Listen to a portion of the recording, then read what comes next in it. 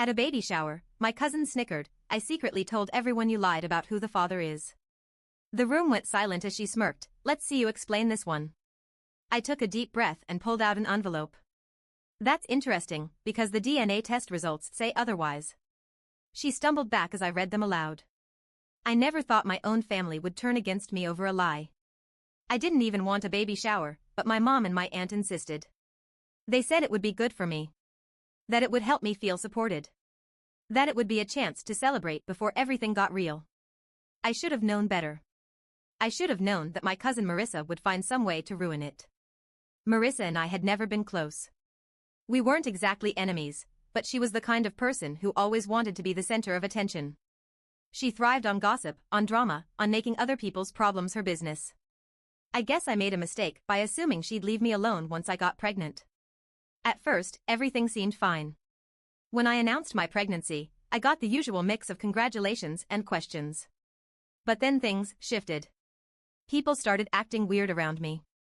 My uncle, who had always been supportive, suddenly stopped offering to help. My grandmother, who had spent weeks knitting a baby blanket, suddenly stopped returning my calls. My own mother sat me down and hesitated before saying, "Sweetheart, are you sure Nate is the father?" That one hit me like a gut punch. I asked her where she even got that idea, and she just looked uncomfortable and mumbled something about hearing things. I pushed. She wouldn't say. Then my friend Callie called me, her voice low and urgent. "You need to know what Marissa is saying about you." Apparently, my cousin had been running her mouth for weeks. Telling people that I was lying about who the father was. That Nate dumped me because he found out I cheated. That I was desperate and trying to force him to raise another man's baby. I had never cheated. Nate and I were together for 3 years. Things weren't perfect, but I had never been unfaithful. When I told him I was pregnant, he just shut down. He got cold. Distant. And then he pulled the classic coward move, he ghosted. Blocked my number. Deleted me off social media. Quit his damn job. That was bad enough. But Marissa turned it into something worse. At first, I tried to ignore it. I figured people who really knew me wouldn't believe it. I was wrong. Because the whispers didn't stop. I found out my own grandmother believed it. That my aunt had actually called Nate's mom to check the facts. That people at my mom's church were talking about me. Marissa made sure to spread it everywhere. And that's when I decided, if she wanted to humiliate me, I was going to humiliate her right back. The party was at my aunt's house in Dallas. It was one of those over-the-top baby showers with pastel decorations, balloon arches, and a huge table full of cupcakes with pink and blue frosting. And Marissa? She was eating it up. She walked around like she owned the place. Laughing, whispering to people, looking over at me like I was some kind of joke. I kept my face neutral. I smiled. I let them think I didn't know. But I had a plan. The party went on. People played the stupid games. I opened gifts. I smiled and nodded through small talk while I felt all the eyes on me. And then, right when things were settling down, Marissa made her move. She stood up. Cleared her throat dramatically. And then, in the smuggest voice I have ever heard in my life, she said, "I think we should all acknowledge something before we keep pretending." The room got quiet. My stomach clenched. I could feel my mother tense next to me. I already knew what she was about to do. She turned to me, all fake innocence, and said, "I just think it's interesting that Nate isn't here." Almost like he doesn't think this baby is his. Someone let out a soft gasp. Marissa smiled wider. "Because," she continued, "I may have let it slip that you lied about the father. And now, well, people are wondering." I looked around the room. My grandmother looked away. My aunt shifted uncomfortably. My uncle's mouth was pressed into a tight line. People weren't stopping her. They weren't saying anything. Because they believed her. And that's when I reached into my purse. I took a slow breath. Then I pulled out the white envelope. "That's interesting," I said calmly. Marissa's eyes narrowed. I held it up for the whole room to see. Because I actually got a DNA test done. Dead silence. Marissa's face froze. "And according to this," I continued, sliding out the official document with the bolded percentage at the bottom, "Nate is 99.99% the father of this baby." I didn't yell. I didn't have to. My voice was sharp and clear, and it carried through the entire room. Marissa stumbled back like she had been slapped. I looked directly at my grandmother, at my aunt, at my mother. I don't know what's worse, I said, voice steady. That she made up these disgusting lies, or that all of you actually believed her. Someone muttered, "Oh my God." I let that hang in the air for a second. Then I turned back to Marissa. She looked panicked. Like a cornered animal. She started, but I wasn't done. "Why are you even so obsessed with my pregnancy?" I asked, tilting my head. "Why did you feel the need to spread this? What exactly did you get out of it?" She opened her mouth, then shut it. I watched her face flicker through emotions, anger, frustration, embarrassment. She was losing. And I wasn't even done yet. Because I had one last thing to say. "Or, maybe you were just mad that Nate rejected you." The whole room reacted. Someone actually said, "Wait, what?" Because, yeah. I found out. Marissa had tried to hook up with Nate behind my back a year before. And he had rejected her. And now? She had no way to deny it. Her face went scarlet. And the best part? I could see it in her eyes. She knew I had just ruined her. The moment I said it, the entire room shifted. You know that feeling when you drop a glass and the split second before it hits the ground, everyone freezes? That's what happened. Marissa's face went pale. What are you talking about?" she stammered. She tried to laugh it off, but it was forced. Too fake. Too nervous. I leaned back in my chair, folding my arms, feeling the tension wrap around the room like a noose. "Oh, you know exactly what I'm talking about," I said. I saw it in her eyes. That tiny flicker of fear. Because now? She wasn't just some innocent cousin who accidentally spread a rumor. She was exposed. She looked around, probably expecting anyone, to back her up. But no one said a word. Even her little group of friends was awkwardly quiet. Because they hadn't known. Marissa had been so cocky, so sure of herself, but she hadn't realized I had been digging too. "You know, I didn't believe it at first," I said, tapping the envelope on my knee. "But then I started thinking, why would you care so much? Why would you spread something so disgusting about me? What did you get out of it?" Her jaw clenched. I wasn't, and then it hit me. I cut in, my voice sharp. "It wasn't about me at all, was it? It was about Nate." Marissa flinched. And that's when I knew I was dead on. "You wanted him," I continued, letting it sink in. "You thought that if you could break us up, you'd have a chance." She opened her mouth, then closed it. A beat of silence. And then? My aunt, her own mother, turned to her and said, "Marissa, tell me that's not true." Marissa whipped around, eyes wide. "Mom, of course it's not. She's just trying to, don't lie," my aunt snapped, her voice suddenly sharp. "Not after everything." And that's when I realized, her mom already knew. Maybe not everything. Maybe not the details. But something had happened. And now, everyone was looking at her like they weren't so sure about her anymore. The tension in the room was thick enough to choke on. People were whispering. Muttering. The shame that had been on me for months? It had shifted, all onto her. She was cornered. And I could tell by the way she clenched her fists, she hated it. Then, out of nowhere, she spun toward me. "You think you're so smart, huh?" she hissed, her voice low but furious. I stared her down, not flinching. She leaned in, her face way too close, and whispered, "Fine. You want to know the truth? I did tell people that. I did make them doubt you. And you know what? I don't even regret it." She smiled. Smiled. Like this was some kind of game.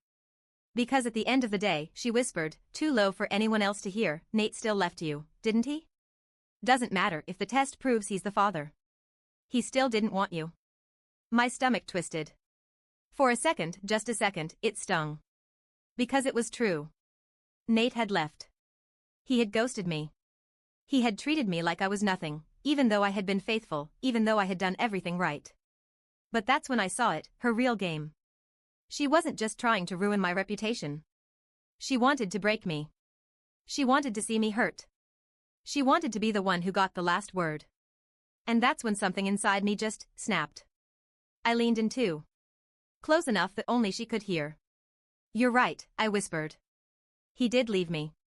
But at least he never even considered being with you." Her smile dropped. At least I never had to throw myself at a guy who wouldn't touch me with a 10-foot pole. Her face twisted. At least I don't have to lie to make people like me. She stiffened. And then, just loud enough for everyone to hear, I added, and at least I don't have to spend the rest of my life knowing I lost everything because of my own stupidity.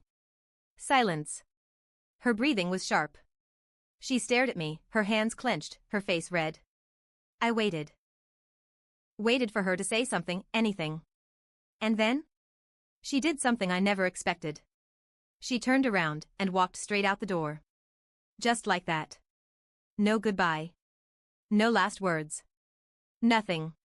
She just left. And for the first time in months, I felt like I could finally breathe. The second Marissa walked out, the room stayed silent. No one moved. No one spoke. The air felt heavy. I looked around. My grandmother wouldn't meet my eyes.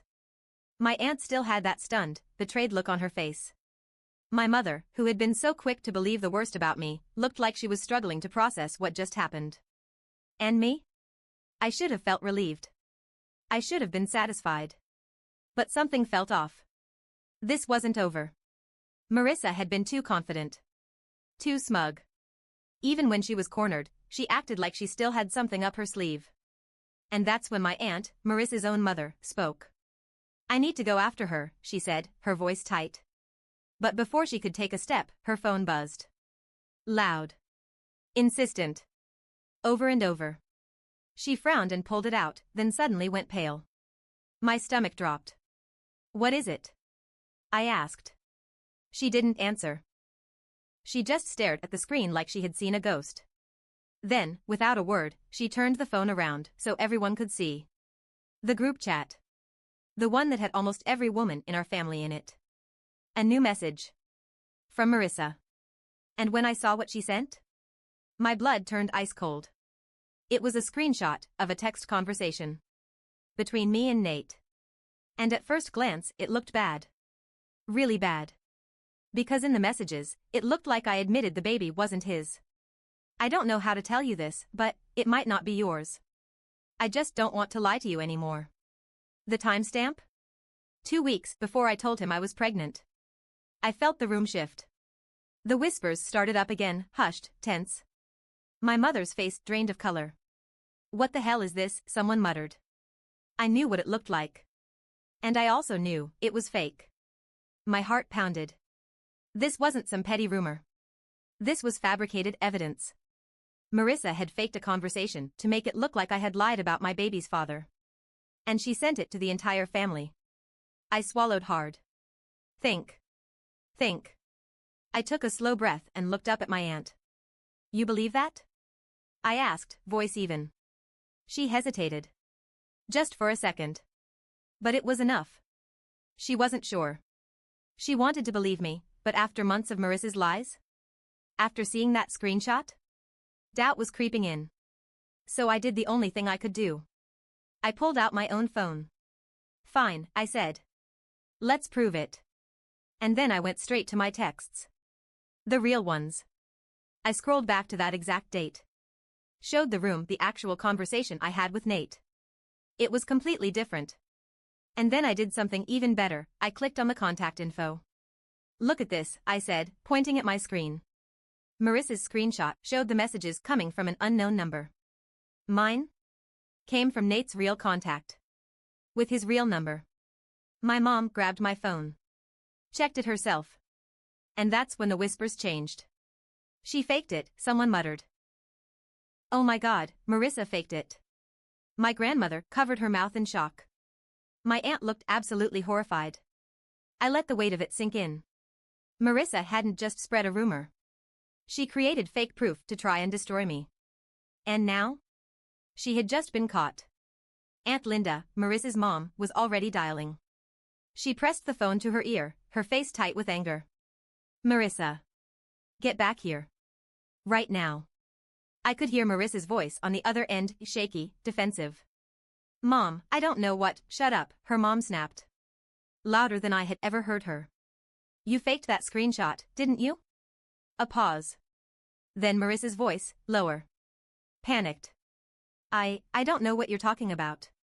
Her mom exhaled sharply. Don't lie to me, Marissa. We saw the proof. You faked that whole conversation. Do you have any idea what you've done? Mom, please, no. No more excuses. You have 5 minutes to get back here. Or don't bother coming home. Silence. Then, the call ended. And just like that, I knew. Marissa had lost. I should have felt relieved. But something nagged at me. Why would she take it this far? Why go through the trouble of faking texts, of setting up an entire digital lie, knowing she could be caught? It didn't make sense. Unless, what if she's not working alone? I said suddenly. My mother looked up. What? I felt my stomach churn. Marissa was vindictive. But she wasn't exactly smart. She wasn't good with tech. She barely knew how to edit photos, let alone fake an entire conversation. Someone must have helped her. And then it clicked. There was only one person who had a reason to back her up. Nate. Just as the realization hit, my phone vibrated in my lap. A new message. From an unknown number. Thought you could win, huh? You're not even close to done. See you soon. My blood ran cold. I stared at the screen, my heart pounding. My mother frowned. What is it? I didn't answer. Because I knew, without a doubt, this wasn't over. Not even close. The second I read the message, I knew. This wasn't just Marissa's doing. Nate was involved. My hands clenched around my phone, my breath coming out shaky and uneven. The words on the screen stared back at me like a warning. Thought you could win, huh? You're not even close to done. See you soon. A shiver ran down my spine. My mother was still looking at me, waiting for an explanation. Around me, the rest of the family was still reeling from the last revelation, that Marissa had faked the text messages. I could hear my aunt whispering furiously to my uncle. My grandmother kept muttering, I can't believe this. I just can't believe this. But I wasn't paying attention to any of it. Because I had bigger problems now. Less than 5 minutes after the message, the front door slammed open. Every single head in the room turned. And there, standing in the doorway, was Marissa. And she wasn't alone. Nate was with her. My stomach twisted. He looked exactly the same as the last time I saw him, messy dark hair, that fake charming smirk he always used when he was trying to manipulate people. But this time? I saw him for exactly what he was. A coward. A liar. Someone who would rather destroy my reputation than admit he was a piece of garbage. A thick silence hung in the air. Marissa crossed her arms, standing tall like she was about to give some big speech. I'm not letting you do this to me, she said. I didn't say anything. Because honestly, I was just waiting to see what she would try next. And then Nate stepped forward. We need to talk, he said. Like we were old friends. I let out a short, humorless laugh. Oh, now you want to talk?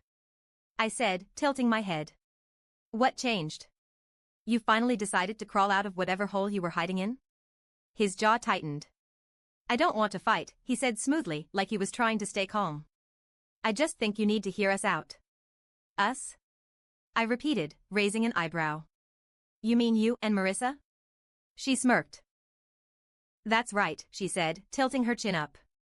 Because we both know you're not telling the whole truth. And then? She dropped the final bomb. You're lying about how you got pregnant. The room went dead silent. I saw my mother tense beside me. My aunt looked like she was about to pass out. And me? I just felt tired. What the hell are you talking about? I asked. Nate took a deep breath, like he was preparing for some big dramatic moment. You knew I didn't want a baby, he said. We had conversations about it. I told you I wasn't ready. I clenched my jaw. And? He exhaled sharply. And then, 2 weeks later, you suddenly tell me you're pregnant. After everything we talked about. After I told you I wasn't sure. I could see it happening. The way he was twisting the story. I could already hear the wheels turning in everyone's heads. You're trying to say I did this on purpose, I said flatly. He nodded once. Yeah. I think you planned this. I let out a slow breath. And then I turned to Marissa. And what do you get out of this? I asked. She grinned. Just the satisfaction of knowing the truth is finally out. I laughed. Actually laughed. Because this was desperate. They had already been caught in one lie. So now, they were trying another one. You're pathetic, I said, shaking my head. Both of you. But then, Nate pushed further. I don't even know if this kid is mine, he said loudly. And if I was smart, I'd demand another test. And that's when I lost it. You want another test? I snapped. I took 2 steps forward, standing directly in front of him. You really think I planned this? You think I wanted to raise a baby alone? You think I wanted to deal with all of this? I gestured to the entire room of people who doubted me, because I thought it would be fun. Nate backed up. For the first time, he looked nervous. No, shut up, I said. You don't get to talk. You don't get to act like some victim. You left me. You abandoned me. You didn't even have the decency to say it to my face, you just blocked me and ran. He swallowed hard. And as for you, I turned to Marissa, my voice shaking with rage. You had the entire family turn against me. You spread rumors. You faked evidence. And for what? Some pathetic crush on a guy who never wanted you? Her eyes widened. Because I wasn't supposed to say that out loud. I turned back to the room, my family, my so-called support system. And all of you? You let it happen. You let her drag my name through the dirt. You never even asked me if it was true. You just believed her. I saw guilt flash across their faces. My grandmother looked away. My uncle had the decency to look ashamed. And my mother? She looked broken. Like she realized, all at once, just how badly she had failed me. I'm done, I said finally. I don't need any of you. And I sure as hell don't need your support if this is what it looks like. Then? I turned my back on all of them. And I walked away. My mother tried to apologize a week later. She said she didn't know what to believe and that she was so sorry. I told her, you should have believed me in the first place. My grandmother sent me the finished baby blanket. I never responded. My aunt kicked Marissa out of the house. No one has seen her since. And Nate? He tried to reach out after the baby was born. Said he wanted to make things right. I blocked him. I moved on. I had my baby. I built a life. And when I look back on that day, I realize it was the best thing that ever happened to me. Because I learned exactly who was in my corner. And I never wasted time on fake family again.